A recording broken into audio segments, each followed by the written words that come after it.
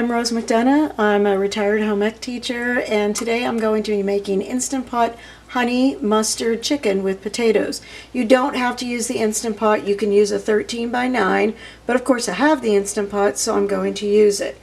This is a shout out to Eric Rayner, who requested this recipe. I started with this being on Sauté, and I waited for it to get a little bit warm before I added in the olive oil and made sure that I coated it. I'm going to add my chicken in. You should hear a little bit of sizzling going on here. And you may remember that I have said before, I don't really like to touch raw meat. It kind of freaks me out. So I don't have my chicken. I've done it enough that I can cut it in half. I had chicken breasts, but I've made them into tenderloins because, like I said, I don't like to touch it very much. So I'm going to heat this up just a little bit, turn it over, just enough for the meat to start to get a little bit white. That's called searing. That's all we're doing is searing. For some meats, they tell you to sear because you're searing in the blood. You're searing in the flavor. I'm doing this to sear in the flavor. That's initially what we're going to do. When most of these pieces are white, I'm going to pull them out and I'm going to just put them into my baking sheet.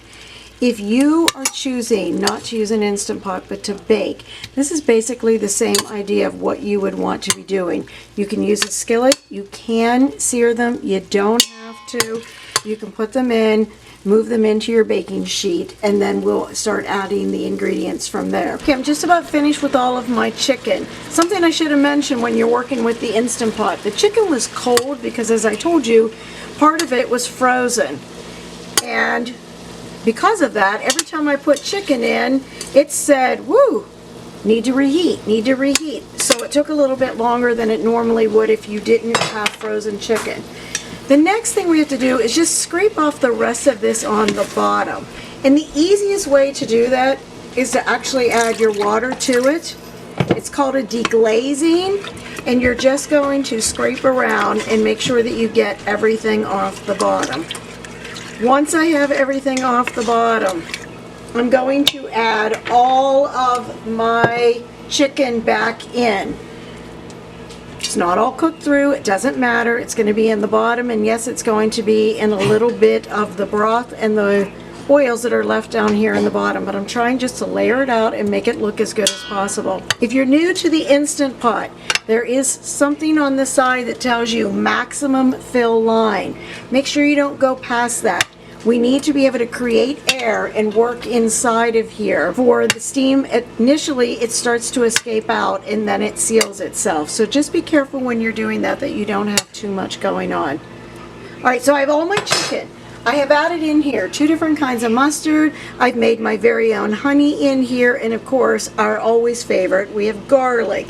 And I'm going over top, pouring this over top because I want the chicken to be honey mustard. I'm not looking for my potatoes to be that way, although later if you want to, you can certainly decide that you're going to add to that as well.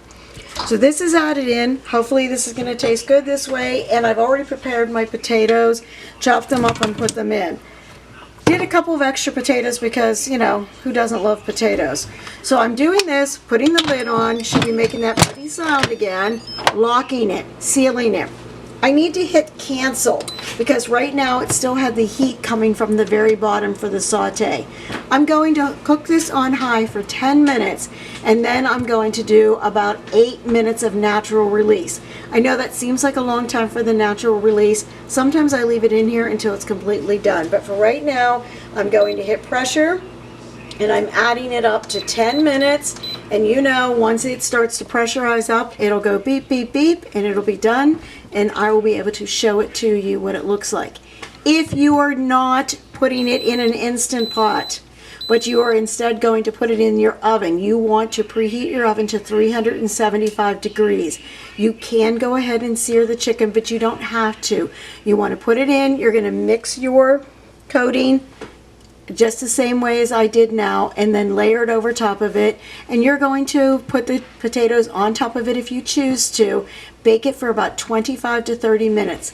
10 minutes should be uncovered, and then the rest of it just go ahead and cover it.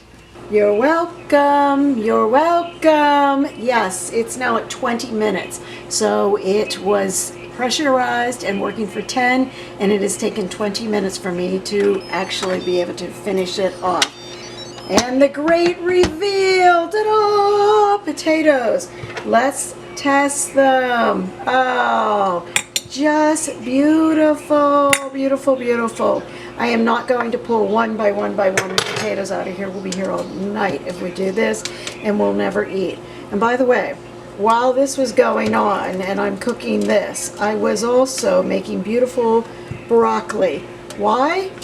Because broccoli is pretty and it's green, and I've told before, if you want to know how to make a well-balanced meal, just try to put your colors together. So we've put together the browns and the whites of the potatoes, and we'll call it yellow, but maybe it's more of a beige of the chicken at this point, and then the vibrant green that's going to come of the broccoli. So we will have a well-balanced meal that, well, you know, mostly we'll enjoy. Hopefully everybody will enjoy. And I made peanut butter pie for dessert. How about that for a special evening? All right, almost done with this potatoes. Going to pull one more handful out, enough so that I can get into the chicken and show you how beautiful the chicken looks. Possibly. There's some of the juice with it. Hopefully the flavor is just going to be delicious for everyone here. Remember, I used two different kinds of mustard. I used a spicy brown mustard and a yellow mustard. I also had some honey in there. I had some garlic in there.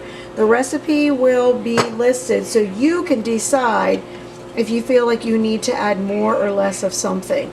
Now that piece of chicken right there that's a little bit brown is not actually burnt. It's just brown because it was sitting on the bottom where the heat was. It will be fine. Nobody will complain about eating that. Cancel this. Put it onto Sauté again and add a little bit of cornstarch to it and thicken it up. So this is my honey mustard chicken, especially for you, Eric Rayner. I hope everyone else decides to try this recipe as well. And I understand I need to ask you to click and subscribe, and Brooke even read somewhere that you're supposed to do something like ring a bell. I have no idea what that is, but I'm going to get my chicken back out here so we can have dinner. Enjoy your evening. Thanks for coming.